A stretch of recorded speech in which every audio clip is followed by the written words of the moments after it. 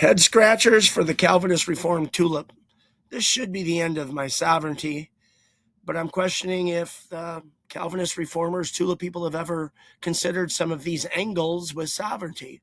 Of course, in my opinion, they fit what the Bible teaches better.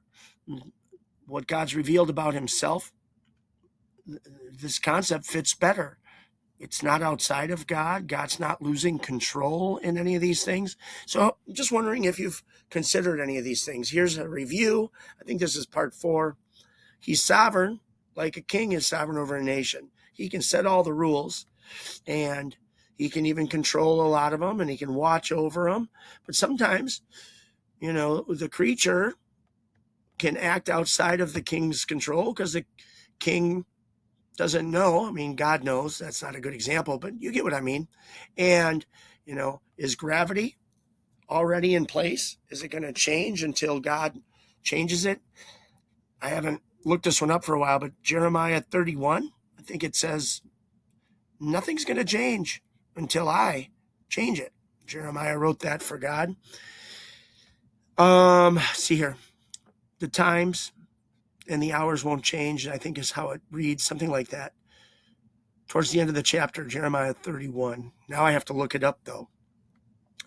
Okay, the sun is fixed. It shows up. It's running exactly as he designed. The seas are bound, and God does not need to create new water. He already created it once. He's not going to create 1 ounce of new water. It recycles itself. What's the point? If God can put all these things in motion because he's that big, that strong, that awesome, couldn't he keep his hands off and let it run?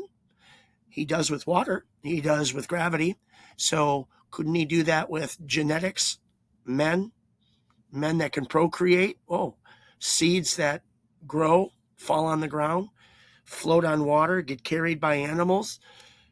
He started it once and it still rolls exactly as he designed it. Where's his power come from? Just a thought. The sun. Yep. But the sun is external. It's outside of us.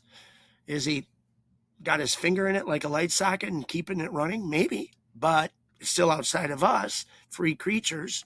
So since God created humans and their limits, and he created the boundaries of the universe, is it easy for God?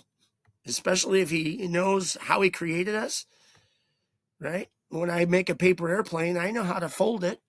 When God creates men and he knows how their hearts are going to work, isn't it easy for God to manipulate every external thing around us to prod us, aim us, to complete his final plan? I think it is. He doesn't need to control every dust particle or every bird's choice, nor does the Bible ever explicitly say that he does. He does not need to control your every thought. Here's scripture that usually the reformers would use, but I'm using it in reverse.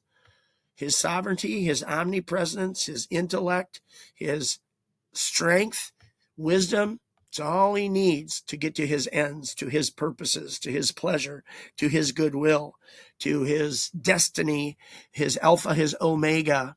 And how does he do it? Through truly free creatures. Head scratchers abound.